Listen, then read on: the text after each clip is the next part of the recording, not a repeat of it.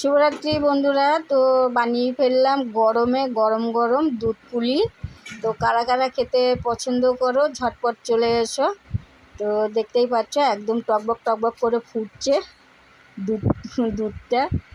তো আজকে কি মনে হলো একটু দুধ পুলি বানিয়ে ফেললাম। এই গরমে দুধ পুলি লোক বানায় শীতকালে, ঠিক আছে, আর আমি দেখো বানালাম গরমকালে।